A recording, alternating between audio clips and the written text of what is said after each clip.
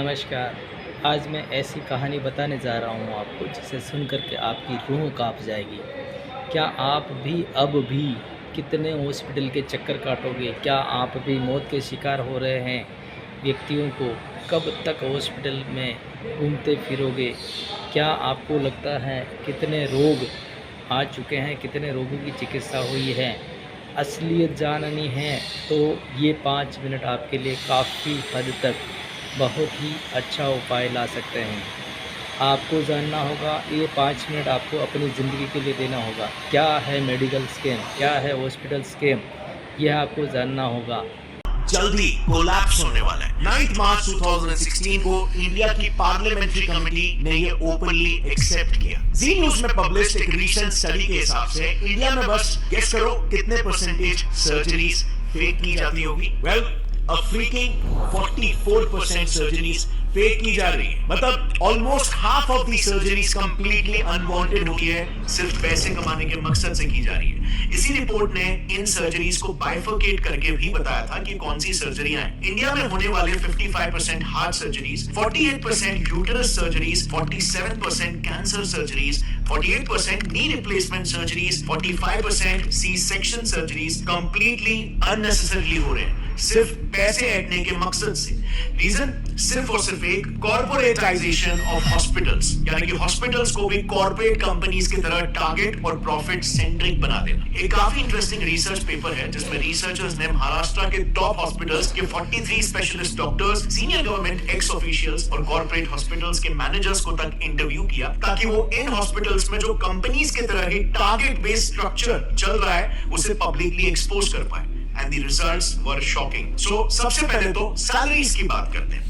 Research में participate किए respondents का ये कहना था कि हॉस्पिटल्स में काम कर रहे डॉक्टर्स की सैलरीज में बहुत ह्यूज डिफरेंस होता है। इतना ज्यादा कि न्यूबी डॉक्टर्स को 1 लाख पर मंथ की सैलरी मिलती है, लेकिन सीनियर डॉक्टर्स को 1 करोड़ पर मंथ तक भी ये सैलरी पहुंच जाती है। अब सवाल यहाँ पर यह आता है कि इतना बड़ा डिफरेंस क्यों? क्योंकि डिफरेंस इनके टारगेट्स में भी होता है। एक सीनियर ऑप्थेल्मोलॉजिस्ट का ये कहना है कि उन्हें एवरी मंथ 1000 पेशेंट्स को कैसे भी करके हाई एंड ट्रीटमेंट्स में कन्वर्ट करना पड़ता है। इसी पर एक और गायनेक रिस्पोंडेंट का कहना ये था कि मंथ एंड में टारगेट्स का प्रेशर काफी बढ़ जाता है, जिसके लिए उन्हें कैसे भी करके आउट पेशेंट्स यानी कि ओपीडी पेशेंट्स को भी बिना मतलब के हॉस्पिटलाइज करना ही पड़ता है, और नतीजा ज्यादा से ज्यादा सर्जरीज रेकमेंड करके टारगेट्स मीट किए जाते हैं, क्योंकि टारगेट ही यहाँ पर 1000 पेशेंट है।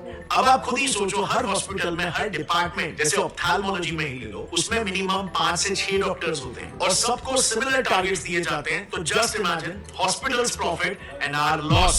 And by the way, these targets are taken very seriously. उसी रिसर्च में कई सारे सीनियर डॉक्टर्स का ये कहना था कि अगर कोई डॉक्टर अपने टारगेट्स को लगातार 2 महीनों तक मिस करता है तो बिल्कुल कॉर्पोरेट जैसा ही उसको वर्बल वार्निंग मिल जाएगी या फिर एक मेमो दिया जाएगा, और उसके बाद भी अगर टारगेट्स मीट नहीं होते तो of course tata bye bye. So आप यहाँ पर देख सकते हो हॉस्पिटल इंडस्ट्री कैसे एक सर्विस इंडस्ट्री होनी चाहिए, जिसमें कस्टमर, पेशेंट टॉप प्रायोरिटी होना चाहिए, बट यहाँ पे प्रॉफिट टॉप प्रायोरिटी हो जाए। और bye the way, in targets का ट्रैक भी हॉस्पिटल हायर मैनेजमेंट प्रोफेशनल्स यानी कि एमबीएस, जो कि बड़े बड़े एमएनसीज में ऑपरेटिंग ऑफिसर्स, एग्जीक्यूटिव, सुपरवाइजर्स ऐसे काम करते हैं। ये लोग बाकायदा डॉक्टर्स के इन टारगेट्स का ट्रैक रखते हैं, एंड ऑफ कोर्स यहाँ पे डॉक्टर्स भी उतने ही डेडिकेशन के साथ ये टारगेट्स को पूरा करते हैं, क्योंकि जैसे हमने देखा उनकी सैलरी बहुत ही हाई होती है। लेकिन उनका ये high paying job mostly contractual basis पर होता है, एंड सो उस कॉन्ट्रैक्ट को रिन्यू कराने के लिए और उनका न्यू पे स्केल डिसाइड करने के लिए